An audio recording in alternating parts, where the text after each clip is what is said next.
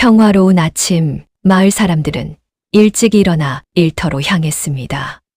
하지만 그 평화는 오래가지 못했죠. 마을 입구에서 비명 소리가 들렸어요. 한 농부가 떨고 있었고 그의 앞에는 거적에 쌓인 무언가가 있었습니다. 시신이다. 사람들이 거적을 열어봤어요. 10살쯤 되어 보이는 사내 아이였습니다. 회색 저고리에 검은 바지를 입고 있었어요. 하지만 이상한 점이 있었습니다. 이 아이 어진그제 발견된 아이랑 똑같지 않소? 사람들이 웅성거렸어요. 며칠 전에도 마을 어귀에서 시신이 발견됐습니다. 이 아이와 똑같은 얼굴의 아이가 말이죠. 이게 어찌 된 일이오? 귀신이 고칼 노릇이구만. 마을에 공포가 퍼졌습니다. 누가 왜 이런 끔찍한 짓을 하는 걸까요? 그리고 왜 아이들의 얼굴이 모두 똑같은 걸까요? 마을 현령은 조정에 급히 보고했어요. 보고를 받은 임금은 한 사람을 떠올렸습니다. 한양에서 인신매매 조직을 밝혀낸 그 사람이었지요. 지훈을 보내거라. 며칠 후 지훈과 그의 부인 연화가 마을에 도착했습니다. 과연 지훈과 연화는 이 기묘한 사건의 진실을 밝혀낼 수 있을까요? 그리고 똑같은 얼굴을 한 아이들의 비밀은 무엇일까요? 전설야담의 이야기가 계속될 수 있도록 좋아요와 구독으로 힘이 되어주세요. 그럼 오늘의 전설야담 시작하겠습니다. 지방의 한 마을에 이상한 소문이 돌기 시작했습니다.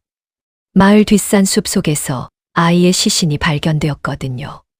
첫 발견자는 나무를 하러 갔던 마을 사람이었습니다. 낙엽 사이로 하얀 것이 보여서 가까이 다가갔는데 그게 아이의 손이었어요. 얼마나 놀랐겠습니까? 비명을 지르며 마을로 내려왔지요. 관아에서 포졸들이 올라왔습니다. 시신을 확인하니 10살쯤 되어 보이는 사내아이였어요. 얼굴은 온전했지만 몸은 여기저기 상처가 있었습니다. 옷은 누더기가 되어 있었고요. 포졸들은 마을 사람들에게 물었습니다. 이 아이를 아는 사람이 있소? 하지만 아무도 알아보지 못했어요. 마을에 이런 아이는 없었거든요. 얼굴이 낯설었습니다. 이웃 마을 아이일까 싶어 사람을 보냈지만 거기서도 아는 이가 없다고 했어요. 사흘이 지났습니다. 또 시신이 발견되었습니다. 이번에는 마을 개울가였어요. 물가에 쓰러져 있었지요. 나이는 역시 10살쯤 사내 아이였습니다. 포졸들이 달려왔고 마을 사람들도 모여들었어요. 그런데 이상한 일이 벌어졌습니다. 사람들이 아이의 얼굴을 보고 술렁거리기 시작한 겁니다. 누군가 소리쳤어요. 이 아이 사흘 전에 발견된 그 아이와 똑같지 않소? 모두가 고개를 끄덕였습니다. 얼굴이 똑같았어요. 눈썹 모양, 코, 입, 심지어 귀의 모양까지 같았습니다. 옷도 비슷했어요. 포졸들도 당황했습니다. 사흘 전 시신은 이미 땅에 묻었는데 어떻게 똑같은 아이가 또 나타난 걸까요? 혹시 쌍둥이가 아닐까 싶었지만 그렇다고 하기엔 너무 똑같았습니다. 쌍둥이라도 조금씩은 다른 법인데 이 아이들은 같은 사람처럼 보였거든요. 귀신이 고칼 노르시로구먼. 한 포졸이 중얼거렸습니다. 마을은 공포에 휩싸였어요. 밤이 되면 사람들은 문을 꼭꼭 걸어 잠갔습니다. 아이들을 밖에 내보내지 않았어요. 무슨 일이 벌어지고 있는 건지 아무도 몰랐거든요. 나흘 후 3번째 시신이 발견되었습니다. 이번에는 마을 우물 근처였어요. 아침 일찍 물을 길러간 안악이 발견했지요. 비명 소리에 사람들이 달려왔습니다. 또 같은 얼굴이었습니다.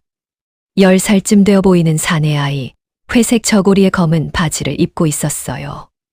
얼굴은 첫 번째, 두 번째 아이와 똑같았습니다. 마을 사람들은 소름이 끼쳤어요. 이게 대체 무슨 일인가 싶었지요. 현령이 직접 마을로 내려왔습니다. 새 구의 시신을 모두 확인했어요. 나란히 놓고 보니 정말 똑같았습니다. 얼굴뿐만 아니라 키도 같고 체구도 같았어요.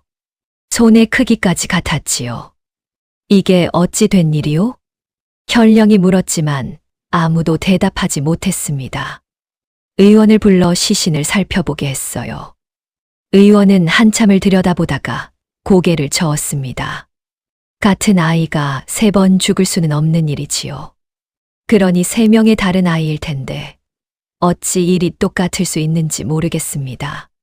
마을 사람들은 수군거렸어요. 요사스러운 일이오. 귀신의 짓이 분명하오. 이 마을에 무슨 저주라도 내린 게 아니겠소. 공포는 걷잡을 수 없이 퍼져나갔습니다. 장에 나가는 사람도 줄었어요. 해가 지면 거리에 사람이 없었지요. 모두 집 안에 숨어 지냈습니다. 현령은 조사를 계속했습니다. 주변 마을에 사람을 보내 실종된 아이가 있는지 물어봤어요. 하지만 돌아오는 대답은 없었습니다. 3명의 아이 모두 어디서 왔는지 알 수 없었어요. 얼마나 두려웠겠습니까? 정체를 알 수 없는 죽음이 계속되고 있었으니까요. 그것도 똑같은 얼굴을 한 아이들이 연달아 죽어 나타나고 있었으니 말입니다. 현령은 밤잠을 이룰 수 없었습니다. 이대로 두면 마을 전체가 무너질 것 같았어요. 사람들의 불안이 너무 컸거든요. 하지만 단서가 없었습니다. 목격자도 없었고 아이들이 누구인지도 몰랐어요.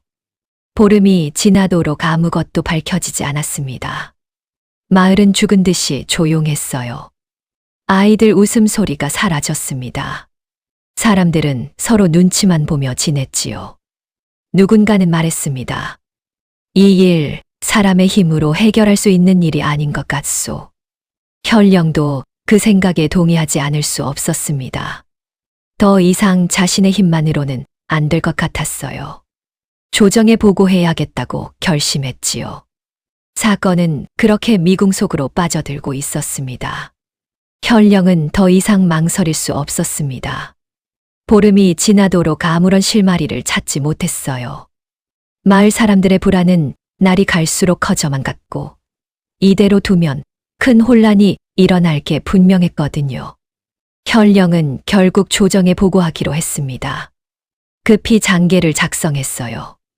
똑같은 얼굴을 한 아이들이 연달아 죽어 나타나는 일, 신원을 전혀 알 수 없다는 것, 목격자도 단서도 없다는 것까지 빠짐없이 적었지요. 손이 떨렸습니다.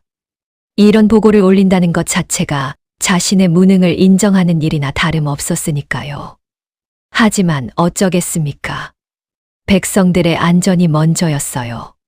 장계는 한양으로 향했습니다. 며칠 후 조정 대신들이 모인 자리에서 현령의 보고가 낭독되었어요. 대전 안은 조용했습니다. 다들 믿기 어렵다는 표정이었지요. 똑같은 얼굴의 아이들이 연달아 죽는다니 그게 말이나 되는 소리냐는 눈빛들이었어요. 전하, 이것은 분명 과장된 보고일 것이옵니다. 한 대신이 말했습니다. 아이들이 비슷하게 생긴 것을 똑같다고 한 것이 아니겠사옵니까? 하지만 임금께서는 고개를 저으셨어요. 현령이 거짓 보고를 올릴 이유가 없지 않소. 그리 쉽게 넘길 일이 아닌 듯하오. 대신들은 입을 다물었습니다. 임금의 말씀이 옳았어요. 현령이 제 무능을 드러내면서까지 거짓 보고를 올릴 리 없었거든요. 누군가를 보내야겠소. 임금께서 말씀하셨습니다. 이 일을 제대로 조사할 사람이 필요하오. 대신들이 서로 눈치를 봤어요. 누구를 보낼 것인가? 그게 문제였지요. 이상한 사건에 휘말렸다가 괜한 누명이라도 쓰면 어쩌나 싶었을 겁니다. 그때 임금께서 문득 떠올린 사람이 있었어요. 지훈을 부르라. 잠시 정적이 흘렀습니다. 대신들이 놀란 표정으로 서로를 쳐다봤어요. 정지훈이라면 그 젊은이 말입니까? 한양에서 아이들을 구해낸 그 총명한 젊은이요. 전하, 아직 젊지 않사옵니까? 한 대신이 조심스럽게 말했습니다. 이런 큰 사건을 맡기기엔 그 나이에 한양의 인신매매 조직을 밝혀낸 자가 아니오. 임금께서 말씀하셨어요. 짐이 보기엔 그만한 인재가 없소. 대신들은 더 이상 반대하지 못했습니다. 다음 날 아침이었습니다. 지훈의 집에 궁궐에서 사람이 왔어요. 임금께서 부르신다는 전갈이었지요. 지훈은 바로 준비를 했습니다. 연화가 옷을 챙겨주며 물었어요. 무슨 일이실까요? 모르겠소. 지훈이 대답했습니다. 하지만 급한 일인 것 같소. 서둘러 가봐야겠소. 궁궐로 들어가는 길, 지훈은 생각했습니다. 무슨 일로 부르시는 걸까? 혹시 또 사건이 생긴 건 아닐까? 가슴 한쪽이 두근거렸어요. 대전에 들어서자 임금께서 기다리고 계셨습니다. 지훈아, 왔느냐? 임금의 목소리는 무거웠어요. 예, 전하. 지훈이 엎드려 절했습니다. 일어나 앉거라. 내게 부탁할 일이 있느니라. 임금께서 지방에서 올라온 장계를 보여주셨어요. 지훈은 천천히 읽어 내려갔습니다. 똑같은 얼굴의 아이들, 신원불명, 단서 없음. 읽으면 읽을수록 미간이 좁혀졌어요. 전하, 이것이 정말이옵니까? 현령이 직접 확인하고 올린 보고니라. 임금께서 대답하셨습니다. 내가 가서 이 일을 조사해 주었으면 하는구나. 지훈은 잠시 망설였습니다. 한양의 일도 쉽지 않았는데 이건 더 복잡해 보였어요. 똑같은 얼굴이라니. 도대체 어떻게 된 일일까요? 하지만 거절할 수 없었습니다. 임금께서 직접 부탁하시는 일이었으니까요. 명을 받들겠나이다, 전하. 지훈이 대답했어요. 고맙구나. 임금께서 말씀하셨습니다. 부인도 함께 데려가거라. 지난번에도 부인의 도움이 컸다고 들었느니라. 황공하옵니다. 지훈은 물러나왔습니다. 궁궐을 나서는 발걸음이 무거웠어요. 이번 일은 쉽지 않을 것 같았거든요. 집으로 돌아오자 연화가 기다리고 있었습니다. 어떻게 되었나요? 지방으로 가야 할 것 같소. 지훈이 말했어요. 이상한 사건이 일어났다고 하오. 그리고 장계에 적힌 내용을 설명했습니다. 똑같은 얼굴의 아이들, 신원불명, 계속되는 죽음. 연화의 표정이 굳어졌어요. 똑같은 얼굴이라니요. 나도 믿기 어렵소. 지훈이 말했습니다. 하지만 직접 가서 확인해 봐야겠소. 임금께서 부인도 함께 가라고 하셨소. 그럼 함께 가야지요. 연화가 고개를 끄덕였어요. 언제 떠나나요? 내일 아침 일찍 떠나야 할 것 같소. 그날 밤 두 사람은 짐을 꾸렸습니다. 필요한 물건들을 챙기고 자료들을 정리했어요. 한양에서 있었던 일도 떠올려 봤지요. 그때도 아이들이 사라지는 사건이었습니다. 하지만 이번엔 달랐어요. 아이들이 죽어서 나타나는 것도 모자라 모두 똑같은 얼굴이라니. 서방님, 연화가 말했습니다. 무서운 일이 될 것 같아요. 나도 그렇게 생각하오. 지훈이 대답했어요. 하지만 피할 수는 없소. 누군가는 해야 할 일이니까요. 다음 날 동이 트기 전 두 사람은 집을 나섰습니다. 말을 타고 한양을 벗어났어요. 성문을 지날 때 지훈은 뒤를 돌아봤습니다. 한양의 성곽이 아침 안개 속에서 희미하게 보였지요. 언제 다시 돌아올 수 있을까요? 사흘을 달렸습니다. 산을 넘고 강을 건넜어요. 지방으로 가는 길은 험했습니다. 하지만 두 사람은 쉬지 않고 달렸지요. 나흘째 되던 날 저녁 마을이 보이기 시작했습니다. 하지만 이상했어요. 해가 아직 지지 않았는데 거리에 사람이 없었습니다. 집집마다 문이 굳게 닫혀 있었고 창문에는 불빛조차 새어 나오지 않았어요. 이상하군요. 연화가 말했습니다. 너무 조용해요. 공포에 휩싸여 있는 듯하오. 지훈이 말했어요. 두 사람은 관하로 향했습니다. 현령이 마당에서 기다리고 있었어요. 얼굴이 많이 수척해져 있었습니다. 밤잠을 제대로 못 잔 것 같았지요. 오셨습니까? 현령이 반갑게 맞았습니다. 먼 길 오시느라 고생이 많으셨소. 아니요. 지훈이 말했어요. 사건에 대해 자세히 듣고 싶소. 현령의 집무실로 들어갔습니다. 촛불을 켜고 마주 앉았어요. 현령은 차를 따르며 입을 열었습니다. 보고서에 쓴 것보다 더 심각하오. 어떻게 심각하다는 것이오? 지훈이 물었습니다. 아이들이 정말로 똑같소. 현령이 말했어요. 제가 직접 세 구의 시신을 모두 봤는데 구분이 안 되더이다. 쌍둥이도 그렇게까지 똑같지는 않을 것이오. 연화가 물었습니다. 옷은 어떠했습니까? 그것도 비슷했소. 현령이 대답했어요. 너덜너덜한 회색 저고리의 검은 바지였소. 세 아이 모두 말이오. 지우는 턱을 쓰다듬었습니다. 옷까지 같다니. 우연이라고 보기엔 너무 일치하는 게 많았어요. 시신들은 어디 있소? 땅에 묻었소. 현령이 말했습니다. 하지만 필요하시다면 다시 파낼 수 있소. 그렇게 하시오. 지훈이 말했어요. 직접 확인해 봐야겠소. 현령은 고개를 끄덕였습니다. 그리고 포조를 불러 준비하라고 일렀지요. 밤이 깊어갔습니다. 지훈과 연화는 현령이 준비해준 방에서 쉬었어요. 하지만 잠이 오지 않았습니다. 두 사람은 촛불을 켜고 마주 앉았지요. 서방님, 어떻게 생각하세요? 연화가 물었습니다. 아직은 모르겠소. 지훈이 대답했어요. 내일 시신을 직접 봐야 알 것 같소. 한양의 일처럼 인신매매는 아닌 것 같아요. 연화가 말했습니다. 한양에서는 아이들이 살아서 끌려갔지만 여기서는 죽어서 나타나니까요. 그렇소. 지훈이 고개를 끄덕였어요. 그리고 똑같은 얼굴이라는 것도 이상하오. 한양의 일과는 전혀 다른 사건인 것 같소. 두 사람은 한참 동안 이야기를 나눴습니다.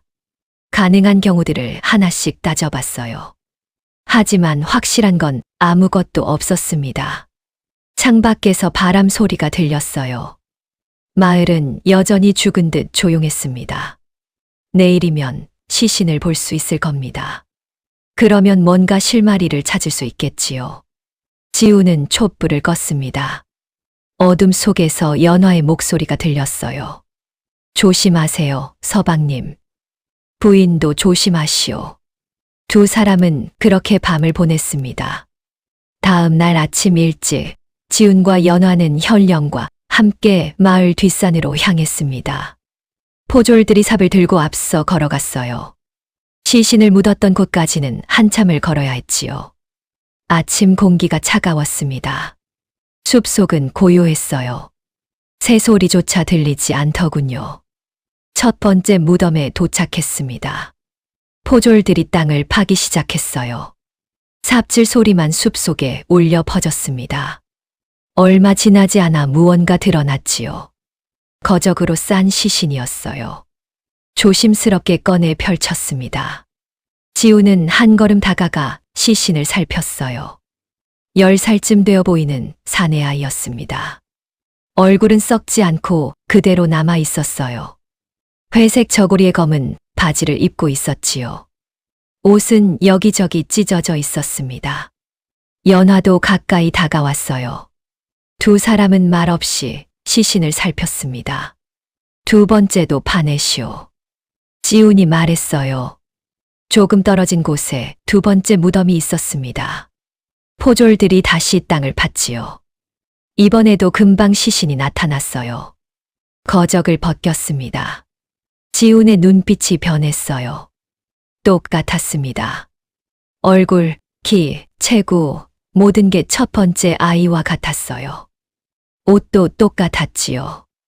회색 저고리의 검은 바지, 찢어진 자리까지 비슷했습니다. 세 번째도요. 지훈이 말했습니다. 세 번째 무덤도 반했어요. 시신을 꺼내 펼쳤습니다. 연화가 작게 숨을 들이켰어요. 세 번째 아이도 똑같았거든요. 새 구의 시신을 나란히 놓았습니다. 현령이 말했지요. 보시다시피입니다. 제가 과장한 게 아니었지요. 지우는 아무 말도 하지 않았어요. 그저 새 아이를 번갈아 보고 있었습니다. 정말로 똑같았어요. 쌍둥이도 이렇게까지 닮지는 않았을 겁니다. 연화가 무릎을 꿇고 가까이 다가갔습니다. 아이들의 얼굴을 하나하나 살펴봤어요. 눈썹, 눈, 코, 입, 귀. 모든 게 같았습니다. 심지어 머리카락 숱까지 비슷했어요. 서방님, 연화가 말했습니다. 손을 보세요. 지훈이 아이들의 손을 살폈어요. 손가락 길이가 똑같았습니다. 손톱 모양도 같았지요. 손바닥의 주름까지 비슷했어요. 이건 자연스러운 일이 아니요. 지훈이 낮게 중얼거렸습니다. 현령이 고개를 갸우뚱했어요. 무슨 말씀이십니까? 이렇게 똑같을 수는 없소. 지훈이 대답했어요. 분명 무언가 이상한 일이 있었을 겁니다. 지훈은 옷을 자세히 살펴봤습니다. 저고리를 들어보니 안감이 있었어요. 바느질 자국을 살폈지요. 꼼꼼하게 바느질되어 있었습니다. 이 옷은 새로 만든 게 아니요. 지훈이 말했어요. 낡은 옷을 기워 입힌 것 같소. 연화도 옷을 만져봤습니다. 천이 여러 번 빨래한 것처럼 낡아 있었어요. 하지만 바느질은 최근에 한 것 같았지요. 누군가 일부러 이렇게 입힌 겁니다. 연화가 말했어요. 지우는 몸을 살폈습니다. 상처가 여러 군데 있었어요. 팔에도 다리에도 등에도 있었습니다. 하지만 치명적인 상처는 없었지요. 이 아이들은 어떻게 죽은 것이오?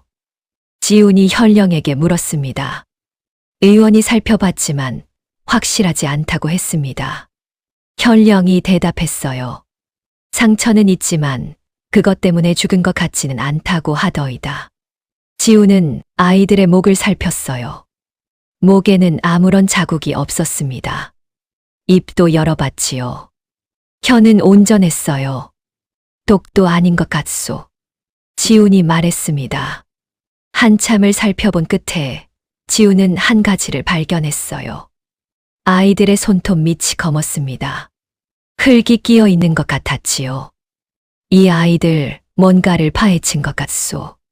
지훈이 말했어요. 손톱 밑에 흙이 가득하오. 연화도 확인했습니다. 세 아이 모두 손톱 밑에 흙이 있었어요. 도망치려 했던 걸까요? 연화가 물었습니다.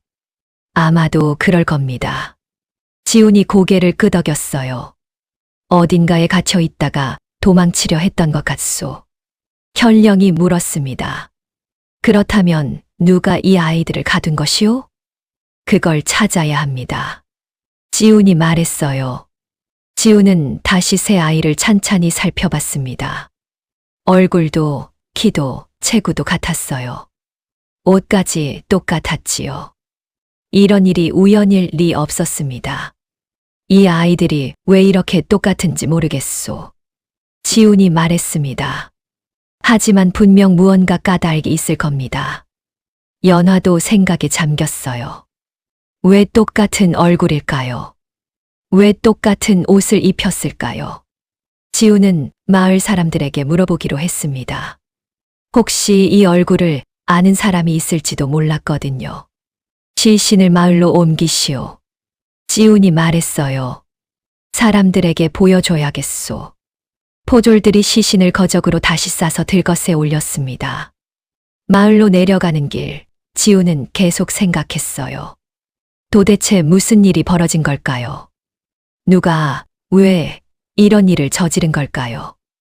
마을에 도착하자 사람들이 모여들었습니다. 시신을 본다는 소문이 퍼졌거든요. 관아 마당에 시신을 놓았어요. 사람들이 하나둘 다가와 보기 시작했습니다. 이 아이를 아는 사람이 있소? 현령이 물었습니다. 사람들은 고개를 저었어요. 아무도 아는 이가 없었지요. 이 근처에 사는 아이가 아닌 것 같소. 한 사람이 말했습니다. 저런 아이는 본 적이 없소. 다른 사람도 고개를 끄덕였어요. 지우는 다시 물었습니다. 혹시 이 얼굴을 어디선가 본 적이 있는 사람은 없소? 사람들은 서로 쳐다보며 수군거렸지만 아무도 나서지 않았습니다. 한참을 기다려봤지만 소용없었어요. 결국 아무런 단서도 얻지 못했습니다. 지훈과 연화는 현령의 집무실로 돌아왔습니다. 차를 마시며 이야기를 나눴지요. 막막하군요. 연화가 말했습니다. 신원도 모르고 왜 죽었는지도 모르고 누가 그랬는지도 모르고. 그렇소. 지훈이 한숨을 쉬었어요. 이대로는 앞으로 나아갈 수가 없소. 현령도 어두운 표정이었습니다. 어찌하면 좋겠습니까? 일단 주변을 더 살펴봐야겠소. 지훈이 말했어요. 아이들이 어디서 왔는지, 어디에 갇혀 있었는지 알아내야 합니다. 하지만 단서가 전혀 없지 않습니까? 현령이 말했습니다. 지금은 그렇소. 지훈이 고개를 끄덕였어요. 하지만 분명 어딘가에 흔적이 남아있을 겁니다. 찾아내야 합니다. 밤이 되었습니다. 지훈과 연화는 방에서 이야기를 나눴어요. 서방님, 어떻게 해야 할까요? 연화가 물었습니다. 내일부터 마을 주변을 돌아봐야겠소. 지훈이 대답했어요. 아이들이 갇혀 있던 곳이 근처에 있을 겁니다. 손톱 밑에 흙이 있었으니 땅을 판 흔적이 어딘가에 남아있을 거요. 쉽지 않을 것 같아요. 연화가 말했습니다. 산도 넓고 숲도 깊은데. 그렇소. 지훈이 인정했어요. 하지만 다른 방법이 없소. 한양에서 있었던 일처럼 발자국을 하나하나 따라가는 수밖에요. 두 사람은 한참 동안 말이 없었습니다. 창밖에서 바람 소리가 들렸어요. 마을은 여전히 불안에 휩싸여 있었지요. 서방님, 연화가 조용히 말했습니다. 이번 일은 한양 때보다 더 어려울 것 같아요. 나도 그렇게 생각하오. 지훈이 대답했어요. 하지만 포기할 수는 없소. 누군가는 이 일을 해결해야 하니까요. 지훈은 촛불을 껐습니다. 어둠 속에서 연화의 목소리가 들렸어요. 내일도 조심하세요, 서방님. 부인도 조심하시오. 두 사람은 그렇게 밤을 보냈습니다. 사건은 여전히 미궁 속에 빠져 있었어요. 단서도 없고 실마리도 없었습니다. 하지만 지훈은 알고 있었어요. 어딘가에 반드시 진실이 숨어 있다는 것을요. 내일이면 뭔가 새로운 것을 찾을 수 있을까요? 아직은 아무도 몰랐습니다. 다음 날 아침, 지훈과 연화는 마을 주변을 살피기 위해 나섰습니다. 하지만 관아 마당에 나가자마자 소란스러운 소리가 들렸어요. 사람들이 모여 있었습니다. 어제보다 더 많은 사람들이었지요. 무슨 일이요? 지훈이 현령에게 물었습니다. 글쎄요. 아침부터 사람들이 모여들더이다. 현령도 어리둥절한 표정이었어요. 한 사내가 앞으로 나왔습니다. 목소리가 컸어요. 대감께 아뢰겠습니다. 말해보시오. 현령이 대답했습니다. 산골에 사는 그 자를 잡아들여야 합니다. 사내가 소리쳤어요. 분명 그 자의 지시옵니다. 다른 사람들도 웅성거렸습니다. 맞소, 맞아. 그 괴물을 잡아야 하오. 지훈이 물었습니다. 누구를 말하는 것이오? 사람들이 일제히 지훈을 쳐다봤어요. 노인 하나가 앞으로 나왔습니다. 마을에서 한 시즌쯤 올라가면 산골이 있습니다. 노인이 말했어요. 거기 사내 하나가 홀로 살고 있지요. 어떤 사내요? 연화가 물었습니다. 얼굴이 흉측하게 생긴 자입니다. 노인이 대답했어요. 어릴 때 역병을 앓았다고 들었습니다. 그 후로 얼굴이 망가져서 사람들을 피해 산골에 숨어 산답니다. 그래서 그 사내가 범인이라는 것이오? 지훈이 물었습니다. 분명하지 않소. 한 사람이 소리쳤어요. 이런 괴이한 일은 보통 사람이 저지를 수 있는 일이 아니오. 맞소. 다른 사람들도 맞장구를 쳤습니다. 그 흉측한 얼굴을 한 자가 아니면 누가 이런 짓을 하겠소. 지우는 사람들의 말을 들으며 눈살을 찌푸렸어요. 겉모습만 보고 단정 짓는 것 같았거든요. 그 사내가 사람들에게 해를 끼친 적이 있소? 지훈이 물었습니다. 사람들은 잠시 말이 없었어요. 노인이 조심스럽게 말했습니다. 직접 해를 끼친 적은 없습니다만 그저 보기 흉하다는 것뿐이요? 지훈이 물었어요. 그렇기는 하지만 노인이 말을 흐렸습니다. 하지만 저런 일은 괴물만이 저지를 수 있지 않소. 다른 사람이 끼어들었어요. 그 자를 잡아들이시오. 사람들이 외쳤습니다. 지훈은 한숨을 쉬었습니다. 사람들은 이미 마음속으로 범인을 정해놓은 것 같았어요. 그 사내를 만나봐야겠소. 지훈이 말했습니다. 현령이 걱정스러운 표정을 지었어요. 위험할 수 있습니다. 그 자가 무술을 안다는 소문도 있습니다. 괜찮소. 지훈이 대답했어요. 직접 확인해봐야 알 것 같소. 저도 함께 가겠습니다. 연화가 말했습니다. 현령이 포졸들을 불렀어요. 두 사람을 안내하거라. 하지만 조심하도록. 명심하겠습니다. 포졸들이 대답했습니다. 지훈 일행은 마을을 벗어나 산으로 올라가기 시작했어요. 길은 험했습니다. 나무 뿌리가 뒤엉켜 있었고 돌부리도 많았지요. 한 시즌쯤 걸었을까요? 포졸 하나가 멈춰 섰습니다. 저기입니다. 포졸이 손가락으로 가리켰어요. 숲속에 오두막이 하나 보였습니다. 낡은 기와 지붕에 나무로 만든 벽이었어요. 작고 초라한 집이었지요. 더 가까이 가지는 않겠습니다. 포졸이 말했어요. 저희는 여기서 기다리겠습니다. 지훈과 연화는 고개를 끄덕이고 앞으로 나아갔습니다. 오두막 앞에 도착했어요. 문이 굳게 닫혀 있었습니다. 지훈이 문을 두드렸습니다. 계시오? 대답이 없었어요. 다시 한 번 두드렸습니다. 저는 조정에서 파견된 지훈이라고 하오. 사건을 조사하러 왔소. 잠시 침묵이 흘렀습니다. 그러다가 안에서 목소리가 들렸어요. 돌아가시오. 낮고 거친 목소리였습니다. 잠깐만 이야기를 나누고 싶소. 지훈이 말했어요. 아무것도 아는 것이 없소. 돌아가시오. 마을에서 일어난 일에 대해 물어보려 왔소. 지훈이 계속 말했습니다. 한참 동안 대답이 없었어요. 그러다가 문이 조금 열렸습니다. 틈 사이로 한 사람이 보였어요. 하지만 얼굴은 보이지 않았습니다. 천으로 가려져 있었거든요. 무엇을 원하시오? 사내가 물었습니다. 잠깐 들어가서 이야기를 나눌 수 있겠소? 지훈이 물었어요. 사내는 잠시 망설이더니 문을 열었습니다.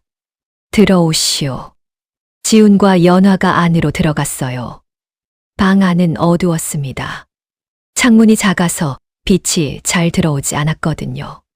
하지만 깨끗하게 정돈되어 있었어요. 사내는 구석에 앉았습니다. 여전히 얼굴을 천으로 가리고 있었어요. 앉으시오. 사내가 말했습니다. 지훈과 연화가 마주 앉았어요. 마을에서 아이들이 죽어 나타나는 일에 대해 듣고 있소? 지훈이 물었습니다. 들었소. 사내가 짧게 대답했어요. 혹시 그 일에 대해 아는 것이 있소? 없소. 사내가 고개를 저었습니다. 산에서 혼자 사니 마을 일은 잘 모르오. 지우는 사내를 살폈어요. 목소리는 거칠었지만 차분했습니다. 공격적이지 않았지요. 마을 사람들이 당신을 의심하고 있소. 지훈이 말했습니다. 사내는 대답하지 않았어요. 그저 고개를 숙이고 있을 뿐이었지요. 얼굴이 흉측하다는 이유만으로 범인으로 몰리고 있소. 연화가 조용히 말했습니다. 사내가 쓴웃음을 지었어요. 익숙한 일이오. 무슨 뜻이오? 지훈이 물었습니다. 사람들은 늘 그랬소. 사내가 말했어요. 이상한 일이 생기면 저를 의심했지요. 얼굴이 흉측하니 분명 뭔가 잘못된 것이 있을 거라고 생각하는 거요. 억울하지 않소? 연화가 물었습니다. 억울하지요. 사내가 대답했어요. 하지만 어쩌겠소. 사람들의 생각을 바꿀 수는 없으니까요. 지우는 사내를 보며 생각했습니다. 이 사람은 범인이 아닌 것 같았어요. 목소리에 원망은 있었지만 악의는 없었거든요. 당신이 범인이 아니라는 것을 증명할 수 있소? 지훈이 물었습니다. 어떻게 증명하란 말이오? 사내가 반문했어요. 저는 여기서 혼자 삽니다. 누가 증명해 주겠소? 지훈이 고개를 끄덕였습니다. 그 말이 맞았어요. 마을에 내려가는 일이 있소? 거의 없소. 사내가 대답했어요. 한 달에 한 번 정도 필요한 물건을 사러 내려갈 뿐이요. 마지막으로 내려간 게 언제요? 보름 전쯤이요. 사내가 말했습니다. 지우는 생각했어요. 아이들이 죽어 나타난 건 그 이후였습니다. 침묵이 흘렀습니다. 사내는 아무 말이 없었고 지훈과 연화도 말이 없었어요. 한참 후에 사내가 입을 열었습니다. 당신들은 저를 믿으시오? 아직은 모르겠소. 지훈이 솔직하게 대답했어요. 하지만 겉모습만 보고 판단하지는 않겠소. 사내가 고개를 끄덕였습니다. 그것만으로도 감사하오. 사내의 목소리가 조금 부드러워졌어요. 이곳에 오신 김에 차라도 한 잔 드시겠소? 괜찮소. 지훈이 대답했습니다. 사내가 일어나 붓두막으로 갔어요. 물을 끓이기 시작했습니다. 연화가 방 안을 살폈어요. 책이 몇 권 놓여 있었습니다. 붓과 먹도 보였지요. 그를 아시오? 연화가 물었습니다. 조금 아오. 사내가 대답했어요. 어릴 때 배웠소. 그때는 평범하게 살았거든요. 그때는요? 지훈이 물었습니다. 사내는 대답하지 않았어요. 그저 차를 따를 뿐이었지요. 세 사람은 차를 마셨습니다. 아무도 말이 없었어요. 밖에서 바람 소리가 들렸습니다. 지훈이 입을 열었습니다. 내일 다시 와도 되겠소. 사내가 잠시 망설이더니 고개를 끄덕였습니다. 좋소. 고맙소. 지훈이 말했어요. 그럼 오늘은 이만 가보겠소. 두 사람이 일어섰습니다. 사내도 따라 일어났어요. 조심해서 가시오. 사내가 말했습니다. 산길이 험하오. 지훈과 연화는 오두막을 나섰어요. 문이 닫혔습니다. 두 사람은 포졸들이 있는 곳으로 돌아왔습니다. 무사하셨습니까? 포졸이 물었어요. 그렇소. 지훈이 대답했습니다. 돌아가시지요. 일행은 산을 내려가기 시작했어요. 연화가 조용히 물었습니다. 서방님, 그 사내를 어떻게 생각하세요? 범인은 아닌 것 같소. 지훈이 대답했어요. 하지만 뭔가 숨기고 있는 것 같소. 저도 그렇게 느꼈어요. 연화가 고개를 끄덕였습니다. 내일 다시 만나면 더 알 수 있을 거예요. 마을에 도착했습니다. 사람들이 몰려왔어요. 그 괴물을 잡아오셨소. 한 사람이 소리쳤습니다. 그는 범인이 아닌 것 같소. 지훈이 말했어요. 사람들이 웅성거렸습니다. 하지만 저렇게 흉측한 얼굴을 한 자가 겉모습만 보고 판단할 수는 없소. 지훈이 단호하게 말했어요. 증거가 있어야 범인이라 할 수 있소. 사람들은 불만스러운 표정이었지만 더 이상 따지지 않았습니다. 밤이 되었습니다. 지훈과 연화는 방에서 이야기를 나눴어요. 서방님, 그 사내가 뭘 숨기고 있을까요? 연화가 물었습니다. 모르겠소. 지훈이 대답했어요. 하지만 내일 다시 만나면 알 수 있을 것 같소. 조금씩 마음을 열고 있는 것 같았소. 그 사람도 외로웠을 거예요. 연화가 말했습니다. 산속에서 혼자 살면서 사람들에게 의심만 받고. 그렇소. 지훈이 고개를 끄덕였어요. 그래서 더 조심해야 하오. 그 사람의 마음을 다치게 하지 않도록. 두 사람은 그렇게 밤을 보냈습니다. 창밖에서는 달빛이 비치고 있었어요. 내일이면 사내가 무슨 이야기를 할까요? 지훈은 기다려졌습니다. 다음 날 아침, 지훈과 연화는 다시 산으로 올라갔습니다. 포졸들은 이번에도 오두막 근처에서 기다렸어요. 지훈 부부만 앞으로 나아갔지요. 문을 두드리자 곧바로 열렸습니다. 사내가 기다리고 있었던 것 같았어요. 어서 오시오. 사내가 말했습니다. 지훈과 연화가 안으로 들어갔어요. 어제와 달리 창문이 조금 열려 있었습니다. 밝은 빛이 방 안을 비추고 있었지요. 차를 준비했소. 사내가 말했어요. 세 사람은 자리에 앉아 차를 마셨습니다. 한참 동안 아무 말이 없었어요. 사내가 먼저 입을 열었습니다. 어젯밤 많이 생각했소. 무엇을요? 지훈이 물었습니다. 제 이야기를 해드려야 할 것 같소. 사내가 말했어요. 그래야 당신들이 저를 이해할 수 있을 테니까요. 연화가 조용히 말했습니다. 무리하지 않으셔도 돼요. 편하실 때 말씀하세요. 아니요. 사내가 고개를 저었습니다. 이제는 말해야 할 것 같소. 숨기고만 있을 수는 없으니까요. 사내가 잠시 침묵하더니 말을 이어갔습니다. 저는 원래 마을에서 태어났소. 평범한 집안의 아들이었지요. 지금처럼 산에서 살지 않았다는 말씀이요? 지훈이 물었어요. 그렇소. 사내가 고개를 끄덕였습니다.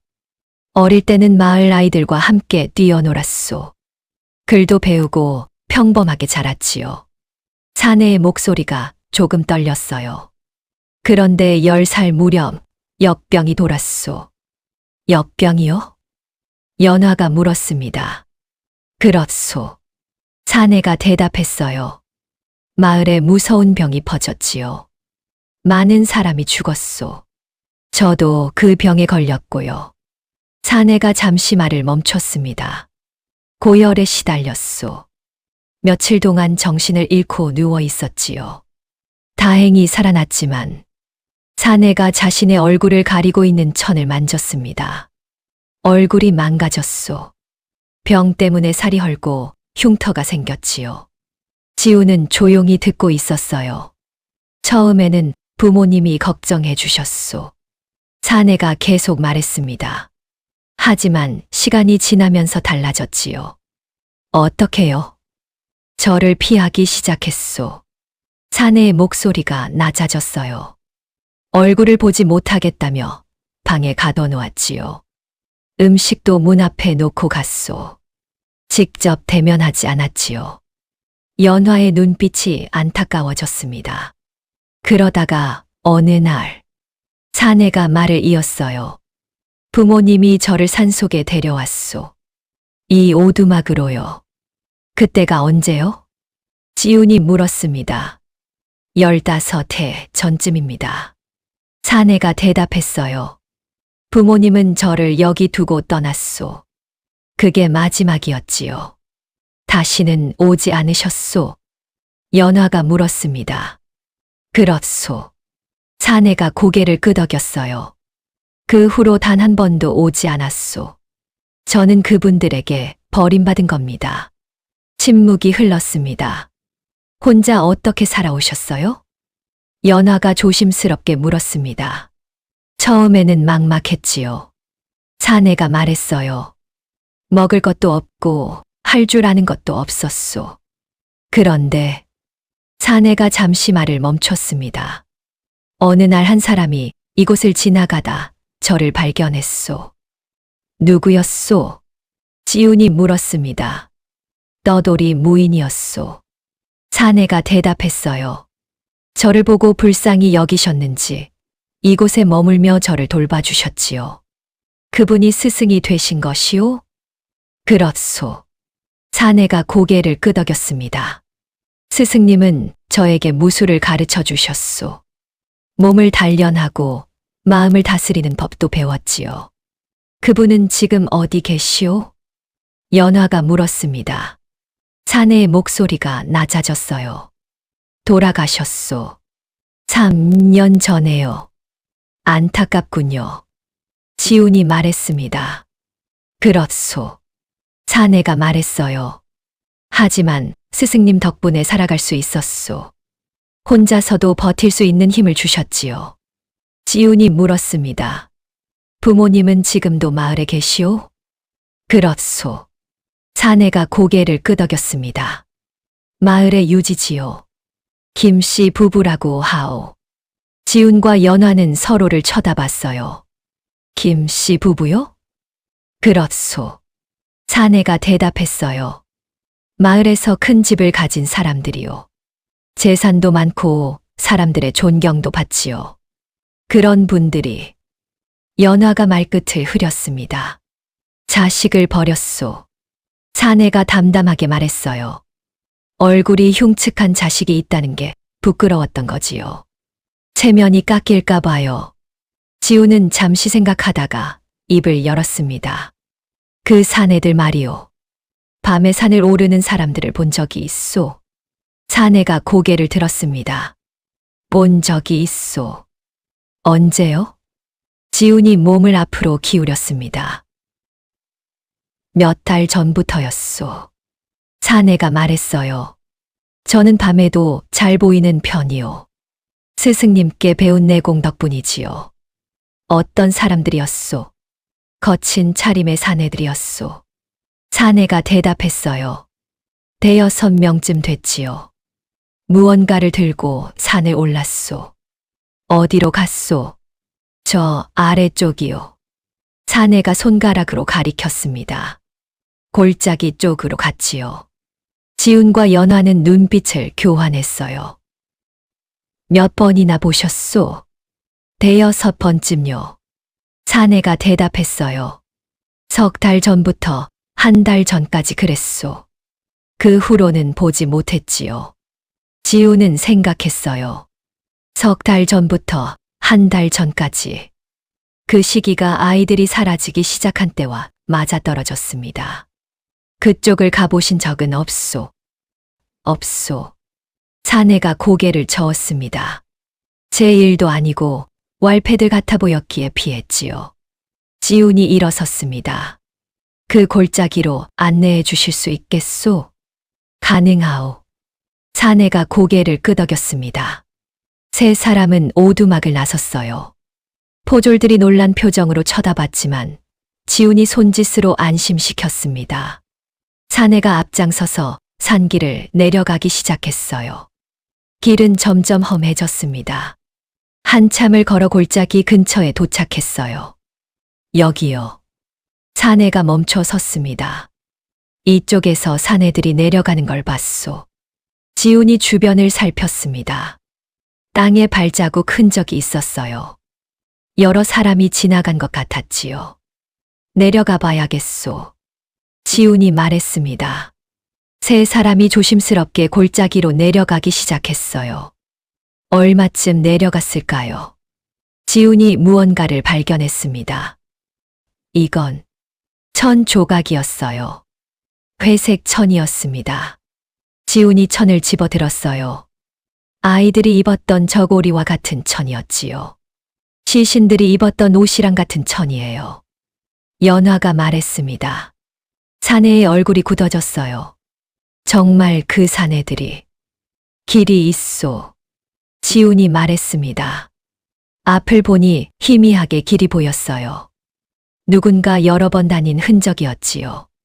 이 길을 따라가 보겠소. 지훈이 말했어요. 세 사람은 조심스럽게 길을 따라 내려갔습니다. 나무 사이로, 바위 틈으로 길은 계속 이어졌어요.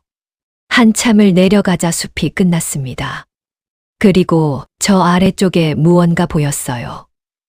저건 연화가 말했습니다. 큰 기와집이었습니다. 담장도 높고 집도 컸지요. 사내에 몸이 굳어졌어요. 저 집이 아시오? 지훈이 물었습니다. 부모님 집이요.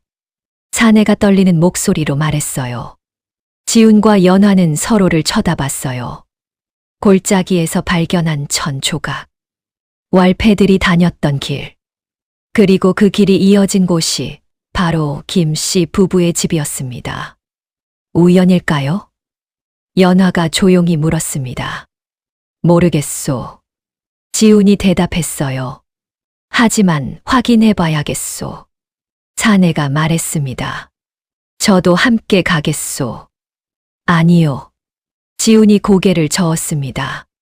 당신이 함께 가면 일이 복잡해질 수 있소. 먼저 우리가 가보겠소. 사내는 잠시 망설이더니 고개를 끄덕였습니다. 알겠소. 하지만 조심하시오. 세 사람은 산을 내려왔습니다. 마을에 도착하자 지훈이 현령에게 물었어요. 김 씨 부부가 누구요? 아, 김대감댁 말씀이십니까? 현령이 대답했습니다. 마을에서 가장 큰 집을 가진 분들이지요. 재산도 많고 인심도 후하셔서 사람들의 존경을 받고 있습니다. 자식이 있소? 지훈이 물었습니다. 없는 걸로 알고 있습니다. 현령이 말했어요. 슬하에 자식이 없어 늘 안타까워하신다고 들었습니다. 지훈과 연화는 서로를 쳐다봤어요. 자식이 없다고 알려져 있군요. 산속에 버린 아들이 있는데도요. 내일 그 집을 방문하겠소. 지훈이 말했습니다. 알겠습니다. 제가 미리 알려드리겠습니다. 현령이 대답했어요. 밤이 되었습니다. 지훈과 연화는 방에서 이야기를 나눴어요. 서방님, 정말 김 씨 부부가 관련이 있을까요? 연화가 물었습니다. 확실하지는 않소. 지훈이 대답했어요. 하지만 너무 우연이 많소. 골짜기에서 천 조각이 발견됐고 그 길이 김 씨 부부 집으로 이어지고 그 사내가 안타까워요. 연화가 말했습니다. 부모에게 버림받은 것도 모자라 부모가 이 일과 관련이 있을지도 모른다니. 그렇소. 지훈이 고개를 끄덕였어요. 하지만 진실을 밝혀야 하오. 더 이상 아이들이 희생되지 않도록. 두 사람은 그렇게 밤을 보냈습니다. 내일이면 김 씨 부부를 만나게 될 것입니다. 과연 그들이 이 일과 관련이 있을까요? 아직은 아무도 몰랐습니다.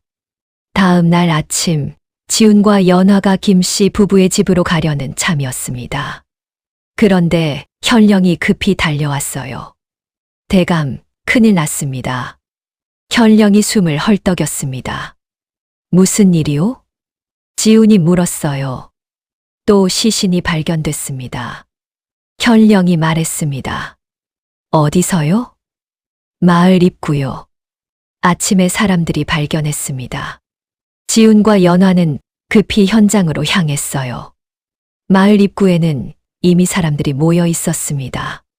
두려움에 떨고 있었지요. 시신은 거적에 쌓여 있었어요. 지훈이 거적을 벗겼습니다. 10살쯤 되어 보이는 사내아이였어요. 회색 저고리에 검은 바지를 입고 있었습니다. 똑같군요. 연화가 말했습니다. 지훈도 고개를 끄덕였어요. 이전 시신들과 똑같은 얼굴이었습니다. 하지만 뭔가 이상했어요. 지훈이 아이의 얼굴을 자세히 살폈습니다. 그리고 눈을 크게 떴어요. 부인, 이걸 보시오. 연화가 가까이 다가왔습니다. 얼굴에 자국이 있어요. 아이의 얼굴 양쪽에 작은 자국이 있었어요. 눈에 띄지 않을 정도로 희미했지만 분명히 있었습니다. 이건 무슨 자국일까요? 연화가 물었습니다. 지훈이 손가락으로 자국을 따라가 봤어요. 눈 옆에서 시작해서 귀 쪽으로 이어졌습니다. 끈, 자국 같소. 지훈이 말했어요. 끈이요? 그렇소. 무언가를 얼굴에 묶었던 것 같소. 지훈은 생각에 잠겼습니다. 이전 시신들에는 이런 자국이 없었어요. 왜 이번 시신에만 있을까요? 서방님, 연화가 조용히 말했습니다. 혹시 이 아이는? 그렇소. 지훈이 고개를 끄덕였어요. 이 아이는 다른 아이들과 다를 수 있소. 지훈은 몸 전체를 살펴봤습니다. 옷도, 키도, 체구도 이전 아이들과 똑같았어요. 하지만 얼굴의 자국만은 달랐습니다. 현령, 이 시신을 관하로 옮기시오. 지훈이 말했어요. 그리고 이전 시신들도 다시 확인해 봐야겠소. 포졸들이 시신을 옮겼습니다. 관하에서 지훈은 이전에 발견된 세 구의 시신을 다시 꺼내 살폈어요. 하나씩 얼굴을 자세히 봤습니다. 자국이 없었어요. 세 아이 모두 얼굴에 아무런 자국이 없었습니다. 왜 이번 아이에게만 자국이 있을까요? 연화가 물었습니다. 지훈은 한참 동안 생각했어요. 실수했을 가능성이 있소. 실수요? 그렇소. 지훈이 말했습니다. 범인이 뭔가 실수를 한 것 같소. 이전에는 완벽하게 감췄는데 이번에는 미처 지우지 못한 거지요. 그럼 이 자국이 단서가 될 수 있겠네요. 연화가 말했습니다. 그렇소. 지훈이 고개를 끄덕였어요. 이 자국은 무언가를 얼굴에 씌웠다는 뜻이요. 아마도. 지훈이 말을 멈췄습니다. 무언가 떠올랐어요. 가면이요. 가면이요? 연화가 물었습니다. 그렇소. 지훈이 말했어요. 얼굴에 가면 같은 것을 씌웠던 것 같소. 그래서 이 자국이 생긴 거지요. 연화의 눈이 커졌습니다. 그럼 아이들의 얼굴이 똑같은 건 누군가의 얼굴을 본떠서 만든 가면을 씌웠을 가능성이 있소. 지훈이 말했습니다. 그래서 모두 똑같은 얼굴로 보이는 거지요. 연화는 생각했어요. 가면을 씌워서 얼굴을 똑같게 만들었다니. 도대체 왜 그런 짓을 한 걸까요? 서방님, 그럼 산골사내는? 연화가 말했습니다. 범인이 아니요. 지훈이 고개를 끄덕였어요. 이 자국이 그걸 증명하오. 가면을 만들어 씌울 수 있는 사람은 산골에서 혼자 사는 사내가 아니오. 그럼 누가? 김씨 부부일 가능성이 크오. 지훈이 말했습니다. 재산도 많고 사람을 고용할 수도 있고 이런 일을 꾸밀 만한 힘이 있는 사람들이지요. 연화가 물었습니다. 하지만 왜 그런 짓을 했을까요? 아이들에게 가면을 씌워서 죽이다니. 아직은 모르겠소. 지훈이 대답했어요. 하지만 김씨 부부를 만나보면 알 수 있을 것 같소. 두 사람은 김씨 부부의 집으로 향했습니다. 큰 기와집이었어요. 담장도 높고 대문도 컸지요. 문을 두드리자 하인이 나왔습니다. 누구시오? 조정에서 파견된 지훈이요. 김 대감 부부를 뵙고 싶소. 하인이 안으로 들어갔다가 다시 나왔어요. 들어오시오. 두 사람은 안으로 들어갔습니다. 넓은 마당을 지나 사랑채로 갔어요. 김씨 부부가 기다리고 있었습니다. 김씨 부부는 50대쯤 되어 보였어요. 옷차림도 좋고 인상도 온화했습니다. 어서 오시오. 김 대감이 말했습니다. 앉으시오. 지훈과 연화가 자리에 앉았어요. 무슨 일로 오셨소? 김 대감이 물었습니다. 마을에서 일어난 일에 대해 여쭤보려고 왔소. 지훈이 말했어요. 아이들이 죽어 나타나는 일 말이오. 김 대감의 얼굴이 어두워졌습니다. 끔찍한 일이오. 무슨 일인지 모르겠소. 혹시 이상한 것을 보신 적이 있소? 지훈이 물었습니다. 없소. 김 대감이 고개를 저었어요. 저희는 이 집에서 조용히 살고 있소. 바깥 일은 잘 모르오. 지훈은 김씨 부부를 살폈어요. 태도는 차분했고 표정도 자연스러웠습니다. 자제분이 있으시오? 지훈이 물었습니다. 김 대감의 얼굴이 잠시 굳어졌어요. 없소. 슬하에 자식이 없으시다고 들었소. 그렇소. 김 대감이 말했습니다. 자식 복이 없었소.